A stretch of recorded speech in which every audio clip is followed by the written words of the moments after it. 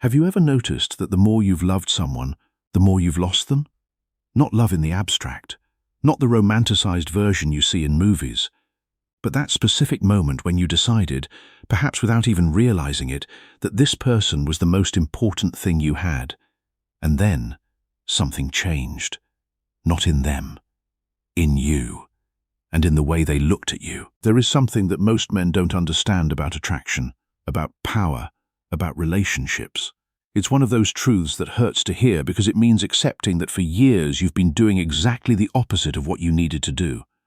Not out of malice, not out of weakness, but because no one taught you. Because the world told you that love is demonstrated through sacrifice, through constant presence, through saying yes to everything, through putting yourself last so that the other person comes first.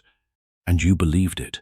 And right now, as you listen to this, you may be thinking about someone, a specific person, a specific situation, a pattern that has repeated itself too many times in your life to be a coincidence. Because this is not a coincidence. It's a mechanism, a psychological mechanism that has been operating in silence for centuries. More than 500 years ago, a man named Machiavelli wrote something that historians quickly categorized as a political manual. A cold guide for princes and rulers. What no one said out loud, what everyone whispers when reading between the lines, is that what Machiavelli understood was not about governing kingdoms. It was about understanding human nature in its most naked form, without ornaments, without illusions, without the stories we tell ourselves to feel better. And what I'm going to share with you today is anchored in that understanding. Not because Machiavelli was a genius of love or relationships, but because he was someone who looked at human beings as they truly are, not as they would like to be, and wrote about it with a precision that remains uncomfortable 5 centuries later.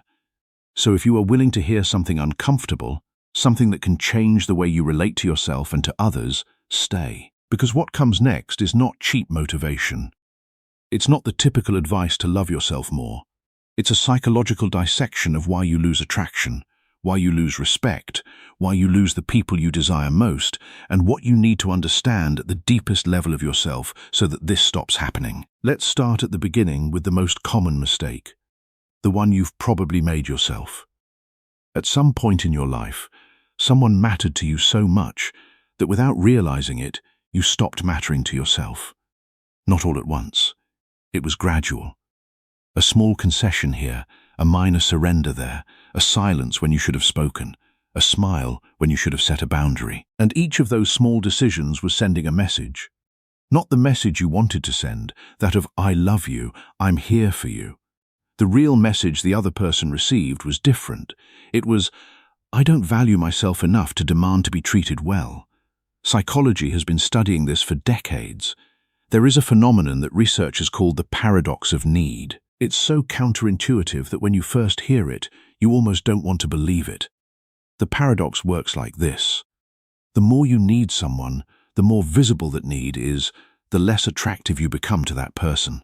Not because they are cruel, not because they don't care about you, but because the human brain has an instinctive response to the need of others, and that response is not desire, it's distance.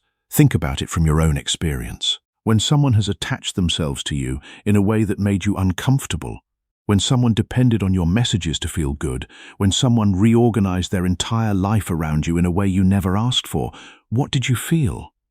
Attraction, desire, or a strange kind of pressure, an urge to create distance, to breathe? Exactly. Now imagine that you have been that person for someone else. And the hard part is that you probably have. Probably in some relationship, at some point, you made another person the axis around which your life revolved. And you did it out of love, out of the genuine intention to show that person they mattered to you. But the effect was the opposite of what you expected. Machiavelli understood this in a way that is brutal in its clarity. He wrote that men in general judge more by their eyes than by their hands. What they perceive carries infinitely more weight than what actually occurs. They are not evaluating you by your intentions. They are evaluating you by what you project. And what you project when you place someone at the center of your existence is personal scarcity. It is the absence of self-worth. It is the most powerful signal of insecurity that exists because you don't have to say it in words. It is transmitted in every gesture, in every decision, in every time you choose that person above yourself. And here comes something I need you to understand very clearly, because if you don't, everything else is going to sound like manipulation. It isn't. We are not talking about becoming someone cold. We are not talking about playing psychological games or pretending indifference or treating anyone badly. We are talking about something far deeper and far more difficult than any of that. We are talking about developing real value, a real purpose, an emotional stability that doesn't depend on whether another person chooses you or not. Because there is a fundamental difference between the man who doesn't need validation because he has worked on himself until he has a life that satisfies him, and the man who pretends not to need it as a tactic to seem more attractive. The first generates genuine respect. The second generates confusion for a while and then collapses because what has no roots cannot sustain itself. Let's talk about how respect works, because there is something about it that very few people understand correctly. Respect is not asked for. It is not negotiated. It is not earned by being kind to someone or making sacrifices for someone or always being available for someone. Respect is an instinctive response that the human brain generates when it perceives coherence, when it perceives that the person in front of it knows what they want and is willing to sacrifice external approval to maintain it. There is a study I find fascinating in this context. Researchers at Harvard University analyzed behavioral patterns in relationships for years and reached a conclusion that challenges everything we had been taught. They found that people who set clear boundaries and maintain them even when that creates conflict are consistently perceived as more attractive, more trustworthy, and more respectable than those who avoid conflict at all costs by being compliant. Why? Because a clear boundary is a declaration of identity. It is the most honest way that exists of saying, I know who I am and what I am willing to tolerate. And that clarity, that internal coherence, is exactly what activates respect in the other person. Now I want you to think about the times you broke one of your own limits to avoid losing someone. The times you said yes when you wanted to say no. The times you endured behavior that made you feel small because you were afraid that if you set a condition, the other person would leave. And I want you to ask yourself something. Did it work? Did that person respect you more for it? Did the relationship improve? Or did the other person unconsciously respect you less because they had just seen that their actions had no consequences? Machiavelli had a phrase about this that is devastating in its precision. He said it is better to be feared than loved if you cannot be both. This phrase has been misunderstood for centuries, torn from its context, used to justify all kinds of authoritarian behavior. But if you read it in its real context, if you understand what Machiavelli actually meant, the revelation is different. He was not talking about inspiring fear in a literal sense. He was talking about the fact that people cannot take you for granted. He was talking about the fact that there must be a real consequence for bad behavior. He was talking about the fact that when someone crosses a line, there has to be something to lose. And when there is nothing to lose, when you demonstrate that you'll stay regardless of how you're treated, the other person doesn't interpret that as love. They interpret it as the absence of alternatives. This is basic psychology.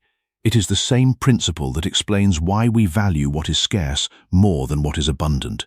Why water is worth little when there is plenty of it and is gold when it runs out. Your presence, your attention, your time have enormous value if you give them selectively and consciously. They have a value close to zero when you hand them over unconditionally to anyone who comes into your life. And then we arrive at the concept I am most interested in exploring with you because it is the one most misunderstood and the one that does the most damage when it is not correctly grasped. Emotional autonomy. It is not distance. It is not coldness. It is not building a wall around yourself so that no one can hurt you. Emotional autonomy is the ability to feel with all the intensity you are capable of, to love, to desire, to get excited without your fundamental well-being depending on the outcome. Let me explain it another way. There are two types of people who sit down to negotiate an important contract. The first desperately needs that contract. Their finances, their self-esteem, their sense of self-worth depend on that negotiation going well, and the other party smells it. There is no need to say it. It comes through in how they speak, in how they concede too quickly, in how they accept conditions they shouldn't accept out of fear of losing the deal. The second has worked hard enough to have options. They don't need that specific contract to survive. They want it. They are interested in it. They are willing to work for it. But if it doesn't work out, there is another path. And that internal position, that security that comes not from arrogance but from genuine preparation, changes absolutely everything. They negotiate from strength, from calm, from clarity. And paradoxically, that makes them far more likely to get what they want. Relationships work in exactly the same way. The man who has built a life that satisfies him, who has friends who matter to him, projects that excite him, an honest relationship with himself, that man, when he enters a romantic relationship, does so from choice, not from need. He says, "I choose you," instead of "I need you." And there is a psychological abyss between those two statements. "I need you" transfers the power. "I choose you" keeps it distributed equitably. And this is where I want to talk to you about something that is rarely mentioned, but that is fundamental for understanding why so many relationships follow patterns that neither party consciously wants to follow: anxious attachment. Psychologists have spent decades studying the attachment styles we develop in childhood that activate automatically in our adult relationships. One of those styles, anxious attachment, is characterized by constant hypervigilance toward the other's signals, by a catastrophic interpretation of silences, delays in responding to a message, changes in mood, by a constant need for confirmation that everything is okay, that the other is still there, that they haven't left. And what is most interesting, what makes this a psychological trap so difficult to escape from, is that the behavior generated by anxious attachment produces exactly the result it fears most. The anxious person constantly seeks confirmation because they fear abandonment, but that constant search for confirmation, that visible need, that suffocating presence, ends up generating the very distance they feared so much. It is a loop, a circle you cannot exit by doing more of the same. Machiavelli would have called it the error of the prince who multiplies concessions hoping to buy loyalty. And he wrote, with that cold clarity that characterized him, that favors must be given sparingly so that they are savored, and losses must be inflicted all at once so that the pain passes more quickly. Applied to relationships, the reading is simple. The man who gives everything from the very beginning, who keeps nothing for himself, who hands over all his attention, all his time, all his emotional energy from the start, does not generate gratitude. He generates habituation.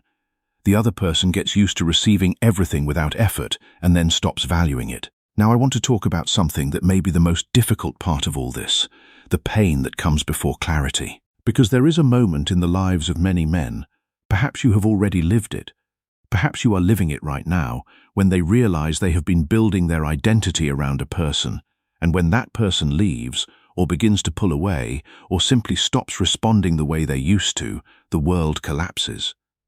Not metaphorically, almost physically. There is a feeling of emptiness that resembles nothing else, a disorientation that goes beyond sadness. And what usually happens in that moment is that the man makes one of two decisions. The first is to pursue more intensely, to call more often, to send more messages, to try to convince the other person to stay with more arguments, more gestures, more proof of love. And that, which psychologically makes complete sense because the brain in panic mode seeks to recover what it has lost at any cost, does exactly the opposite of what it needs to do. The second decision is harder, but it is the only one that works. It is the decision to look inward, to ask not, "What can I do to get her back?" but "How did I come to depend so much on this person to feel good about myself? What is there in me that I need to build so that this doesn't happen again?" And this is where we enter the most important territory of this entire analysis. Because everything we have talked about so far, respect, limits, emotional autonomy, has one root, a single root from which everything else grows: purpose. The man who has a clear purpose, who knows where he is going and why he is going there, that man has something more valuable than any tactic, more powerful than any seduction technique, more lasting than any psychological strategy. He has direction. And direction, the sense that someone knows where they are headed in life, is one of the most deeply attractive signals that exist from an evolutionary standpoint. Think about it in evolutionary terms for a moment.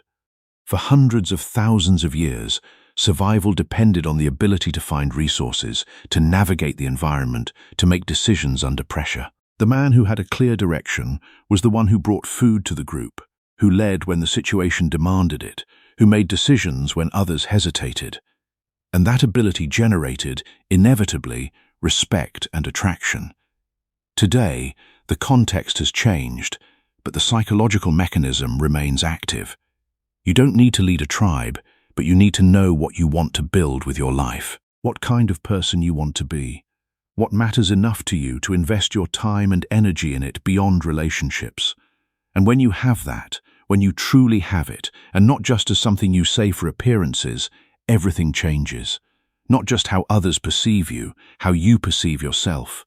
And that difference is what moves everything. There is something I want to explain to you about emotional self-control, because it is probably the concept that generates the most confusion. Emotional self-control is not suppressing what you feel. It is not pretending it doesn't hurt when it does, or acting as if you don't care when you do. That is dissociation, and it is the opposite of what we are looking for. Emotional self-control is the ability to feel with full intensity what is happening without letting that intensity dictate your actions.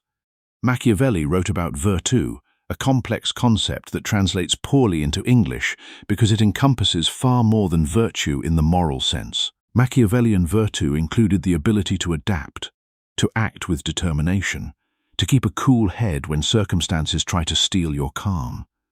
It was the combination of inner strength and outer flexibility. Applied to emotions, this means you can feel anger without acting from anger. You can feel fear without letting fear make your decisions. You can feel the pain of rejection or distance without that pain driving you to behaviors you will later regret. And this is not something you are born with. It is something you train. The brain is extraordinarily plastic, and one of the most consistently repeated findings in neuroscience over the past 20 years is that the capacity for emotional regulation can be developed. It is not a fixed trait. It is not a destiny determined by your childhood or your natural temperament. It is a skill, and like any skill, it improves with deliberate practice. How is it practiced? Here is something that few people will tell you because it is not glamorous and does not sell well as a headline. Emotional regulation is practiced fundamentally in moments of small discomfort, not in great crises, in small ones. Every time you feel like sending that impulsive message and decide to wait, every time you feel the urge to seek validation and decide not to, every time someone does something that bothers you, and instead of reacting immediately, you let a few minutes pass, breathe, consciously decide how to respond. Each of those moments is a training session, and the accumulation of those sessions is what builds the emotional stability that makes people trust you, want to be near you, respect you. Now I want to talk to you about something that has a simple name but hides an enormous psychological complexity: external validation. We all seek it. It is completely human to seek it. We need to know that we matter, that we are seen, that what we do has value to someone else.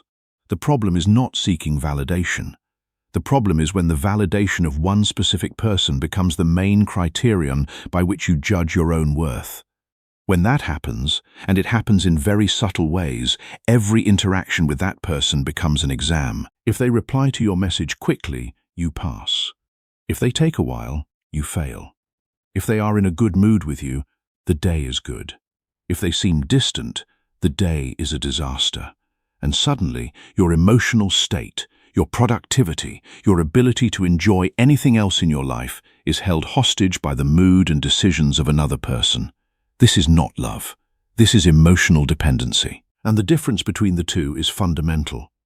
Genuine love, the kind worth having, the kind sustainable over time, is what happens between two people who choose each other, who prioritize each other, who take care of each other, but neither of whom needs the other to function. Two complete lives that meet and decide to walk together, not two half-lives searching in the other for the missing half. The attraction generated by the first dynamic is enormous. The codependency of the second can create a very high emotional intensity at the beginning, a kind of passionate storm easily confused with deep love, but which is fundamentally unstable. Sooner or later, that dynamic wears both parties down. The dependent one, because they live in a state of permanent anxiety. The other, because they carry a weight they never asked for, and that ends up being exhausting. Machiavelli observed something about power that applies perfectly here. He wrote that whoever depends entirely on fortune is ruined when it changes. In relationships, fortune is the other's mood, their decisions, their attention. And the man who builds his stability on that is building on sand. I want to explore with you now a territory that is often discussed but rarely understood, the concept of limits. A limit is not a threat. It is not an ultimatum. It is not a way of controlling the other person. A limit is simply a declaration of what you are willing to tolerate and what you are not, and it belongs to you. It has nothing to do with what the other person does or doesn't do. It has everything to do with what you decide to accept in your life. The distinction is crucial. A man who says, "If you keep this up, I'm leaving," is trying to control someone else's behavior with a threat. A man who says, "This behavior is not something I accept in my life," and then acts accordingly, is not trying to change the other person. He is acting from his own clarity about what he wants and does not want. Why does this generate respect? Because it communicates something very specific about that person's psychology. It communicates that they have standards, that their presence is not a free and unconditional gift, but something that must be earned, that they value themselves enough not to remain in situations that make them feel small. And curiously, although it may seem contradictory, that is exactly what generates the desire to stay in the other person. Not always, not in all relationships, but in healthy ones. Because people who have a clear sense of their own value recognize and appreciate that same sense in others. The problem is that many men are afraid to set limits because they are afraid of losing. They have learned, somehow, that being demanding means being difficult, that having standards means being arrogant, that asking to be treated well is asking for too much. And that is one of the most destructive messages we have internalized as a society. You are not asking for too much when you ask to be treated with respect. You are not being difficult when you say there are things you don't accept. You are not being arrogant when you know clearly what you deserve. You are simply someone who knows themselves, and that, I repeat, is irresistible. Now let's talk about something I find one of the most complex and interesting topics in all of relationship psychology. The difference between loneliness and abandonment. Abandonment is something that happens to you.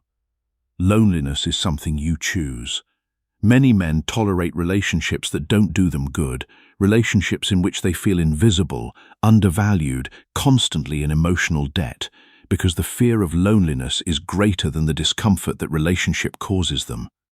And that is understandable from a human standpoint, completely understandable. Loneliness hurts. The brain processes it as a threat. It is not a weakness to feel afraid of being alone, but there is a distinction that can change everything when you understand it deeply. Being alone and feeling lonely are not the same thing. You can be surrounded by people. You can be in a relationship. You can have a calendar full of social commitments and feel profoundly lonely. Or you can be physically alone with no one by your side at a specific moment and feel completely whole. The feeling of loneliness does not come from the absence of people. It comes from the absence of connection with yourself. And that connection, that relationship you have with your own life, with your own purpose, with your own values, is exactly what we are building when we talk about emotional autonomy. The man who has a rich and honest relationship with himself does not need another person to feel complete. He can desire someone, choose them, love deeply, but he doesn't need to. And that difference, that subtle but monumental difference, is what separates a healthy relationship from a codependent one. Machiavelli spoke of how the leader must be capable of being alone with his thoughts, of finding clarity in silence, of not needing the constant approval of the people to know he is making the right decisions. That ability to operate from within without constantly needing external validation is what allowed him to act with real freedom. In relationships, it works in exactly the same way. Emotional freedom, the freedom to choose without fear dictating the choice, is only possible when you don't need the other person to survive emotionally. I want to talk now about something concrete, something practical, because everything we have explored so far can remain at the level of ideas if we don't bring it down to earth. How does this actually begin to change in real life? It starts with a question that seems simple, but requires brutal honesty to answer correctly. The question is, am I in this relationship, or in this dynamic because I genuinely choose it, or because I am afraid of what would happen if I weren't? That question is what distinguishes the man who loves from the man who depends. And the honest answer, the one that surfaces before the ego has time to intervene, will tell you everything you need to know. Because there are relationships we continue, not because they are good for us, but because we have invested so much in them that the idea of leaving feels like an unacceptable loss. Economists call this the sunk cost effect, and in relationships it works in a devastating way because it keeps us trapped in situations that don't build us up simply because we have already spent so much time, so much energy, so many emotions on them. But time that has passed cannot be recovered. And the relevant question is never how much you have already invested. The relevant question is always, what do you want to invest from this moment forward? Self-knowledge, the ability to look at yourself honestly and see both your strengths and your destructive patterns, is the starting point for everything.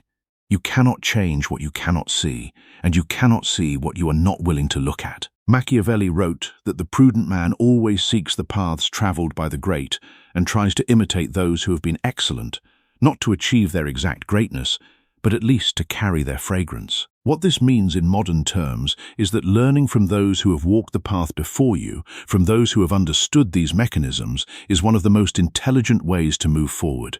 You don't have to discover everything by yourself. You don't have to learn only through pain. You can choose to also learn through understanding, through reflection, through the conscious will to understand how your own psychology works so that you stop being its victim and become its master. And now I want to take you to a place that may be the most revealing of everything we have discussed. I want to talk to you about self-respect as a foundation, not as a consequence. Most people think of self-respect as something built after achievements, after getting the job, after the relationship, after the body, after external recognition. They understand it as a reward, as something earned when the world demonstrates you deserve to be respected. But it works exactly the other way around. Self-respect is not a reward. It is a decision made before the world proves anything to you, a decision activated in the smallest, most everyday moments, in the way you speak about yourself, in the way you allow others to speak to you, in the situations you tolerate and those you don't, in how you invest your time, in what kind of people you allow to occupy space in your life. And when that decision is truly made, when it is not a pose, but a conviction, the world begins to respond to you differently.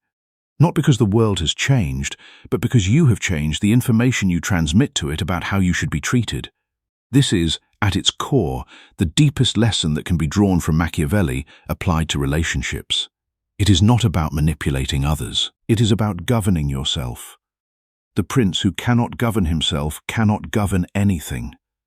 The man who cannot maintain his own emotional stability, who cannot act from his own values rather than from fear or need, that man cannot build anything solid with anyone. Everything begins and ends with you, with the relationship you have with yourself, with the honesty with which you look at yourself, with the commitment you have to your own growth, with the clarity you develop about what you want and what you don't want in your life.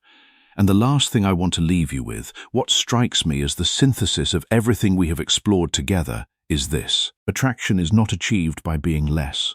It is not achieved by reducing your needs, suppressing your emotions, feigning an indifference you don't feel. Genuine attraction, deep respect, the relationships that are truly worth having are built by being more yourself, more authentic, more committed to your own path, more capable of being well within yourself without depending on anyone to come and complete you.